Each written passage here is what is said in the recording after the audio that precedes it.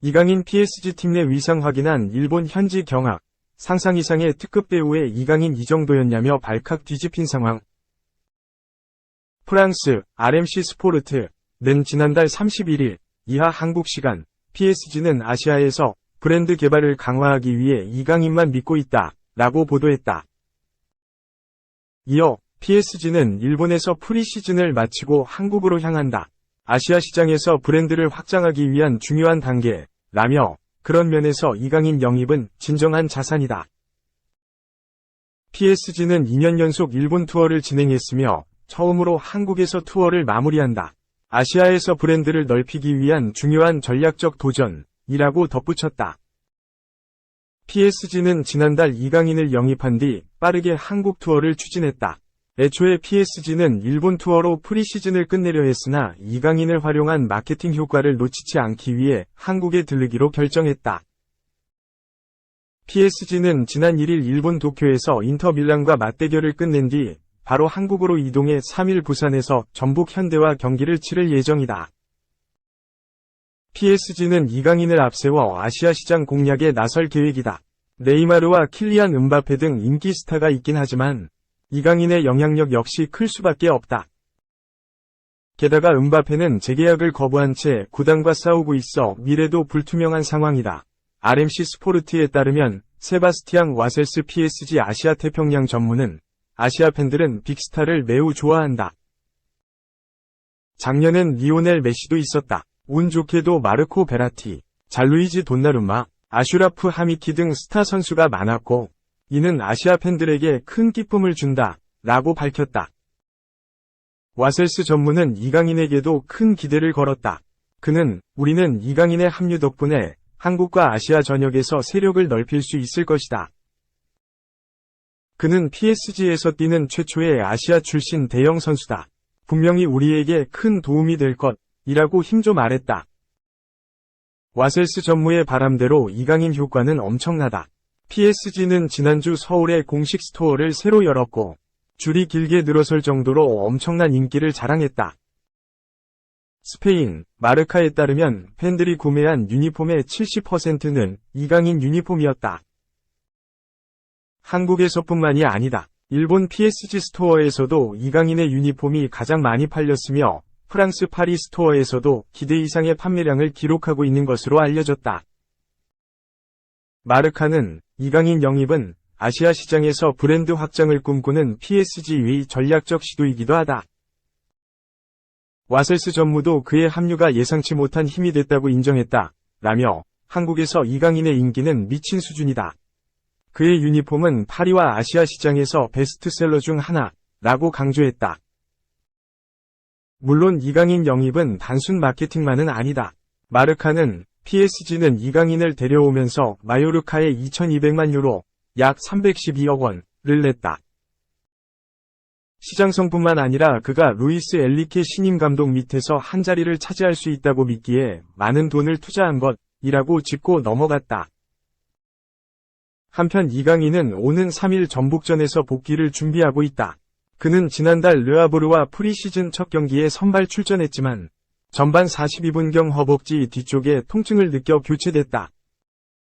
이강인은 이후 휴식을 취하며 팀 훈련도 제대로 소화하지 못했지만 지난 주말부터는 참여한 만큼 출전 가능성은 충분하다. 프랑스 파리팀도 이강인이 전북전에 맞춰 몸 상태를 끌어올릴 것이라 점쳤다. 2. 맨시티 혼란. 불핑 지수 만났다. 누나 오른쪽 화살표 폼 미쳤다. 한국말 술술. 최근 방한했던 축구선수 엘링 혼란 23 맨체스터 시티 이 그룹 블랙핑크 지수 28를 만나 한국어를 배웠다. 2일 유튜브 채널 쿠팡플레이 스포츠에는 혼란과 지수가 만나 이야기를 나누는 영상이 공개됐다.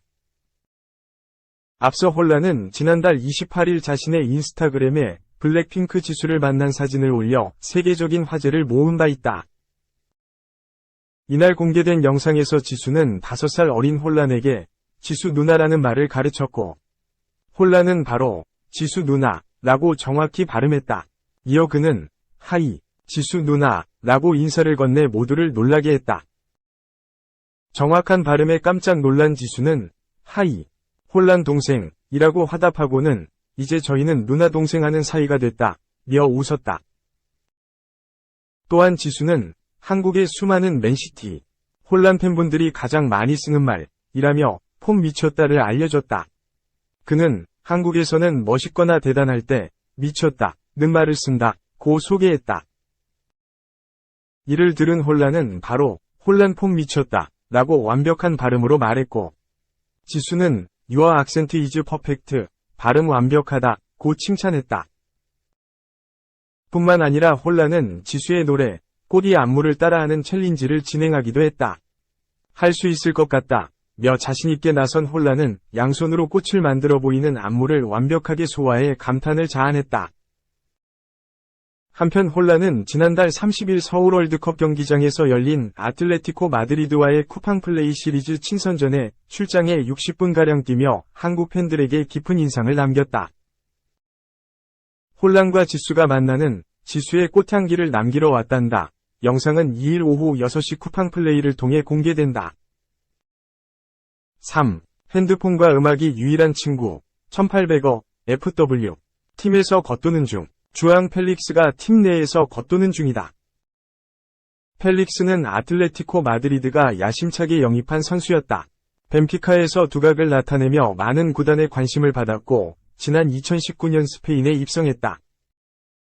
당시 아틀레티코는 에이스 앙투안 그리즈만을 바르셀로나로 보내며 벌어들인 금액의 대부분을 펠릭스 영입에 투자했다. 무려 1억 2720만 유로, 약 1804억 원. 재능은 출중했지만 빅리그에서 보여준 것은 없었던 만큼 많은 사람들은 우려를 표했다. 아틀레티코는 펠릭스에게 많은 기회를 줬다. 첫 시즌 좀처럼 적응하지 못했지만 급격하게 변한 상황을 고려해서 성급하지 않게 그를 기다렸다. 하지만 펠릭스는 아틀레티코의 기대에 전혀 부응하지 못했다. 이적 첫 해부터 2021에서 22시즌까지 111경기에 나와 29골 15어시스트를 기록하는 데 그쳤다. 결국 2022-23 시즌엔 후보로 전락했다.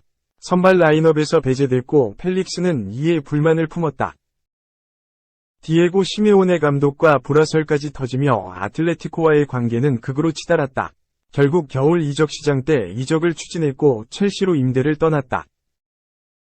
첼시 생활은 만족스러웠다. 활약 자체가 좋은 것은 아니었지만 펠릭스는 자신에게 향하는 기대를 벗어던지고 편하게 축구를 할 수 있었다. 그는 공개적으로 첼시 생활에 만족감을 드러내며 완전 이적 가능성에 대해 긍정적인 반응을 남기기도 했다. 하지만 마우리시오 포체티노 감독의 생각은 달랐다. 새롭게 지휘봉을 잡은 포체티노 감독은 펠릭스를 자신의 플랜에서 배제했다. 결국 펠릭스는 첼시 정착에 실패했고 원소속팀 아틀레티코로 돌아왔다. 이미 마음이 떠난 펠릭스. 아틀레티코에서 커리어를 이어갈 생각은 없어 보였다. 최근엔 논란이 될 만한 발언을 하며 불화설에 기름을 부었다. 유럽 축구 이적 시장 전문가 파브리시오 로마노에 따르면 그는 바르셀로나는 항상 내 첫 번째 픽이었다. 나는 바르셀로나 합류를 원한다. 어렸을 때부터 거기서 뛰는 것이 꿈이었다. 만약 이적이 성사된다면 내 꿈이 이뤄지게 되는 것이다. 라고 말했다. 아틀레티코 팬과 관계자들이 듣기엔 충분히 화가 날 수 있는 말이었다. 바르셀로나 역시 펠릭스 영입에 관심을 갖고 있다. 이탈리아 유력 기자 니콜로 스키라에 따르면 두 당사자는 이미 원칙적 합의를 마쳤다. 스페인 매체 카탈루냐 라디오의 토트 코스타는 바르셀로나가 펠릭스를 데려오기 위해 스왑딜을 고려하고 있다고 전하기도 했다. 이후 펠릭스의 이적 상황은 진전이 없다. 그는 최근 한국에서 열린 투어 명단에 포함되기도 했다. 물론 그렇다고 펠릭스의 팀 내 입지가 좋아진 것은 아니다. 오히려 겉도는 중이다. 스페인 매체 마르카에 따르면 펠릭스는 훈련을 하는 과정에서 낙담하기도 했으며 선수들과 분리된 채 생활하고 있는 것으로 전해졌다. 또한 매체는 음악과 핸드폰만이 현재 그의 유일한 파트너라고 밝혔다. 4. FA 미아 오른쪽 화살표 독립리그 오른쪽 화살표 KBO 복귀 838일 만에 홈런포 34세 외야수 이대로 못 끝낸다. 독립리그에서 뛰다 롯데 자이언츠 유니폼을 입고 KBO 리그로 다시 돌아온 국회성 34, 838일 만에 홈런포를 기록했다. 햄스트링 부상에서 회복해 다시 1군 복귀를 준비하고 있다. 국회성은 지난 28일 문경구장에서 열린 퓨처스리그 기아 2군과의 경기에 4번 1루수로 선발 출장했다.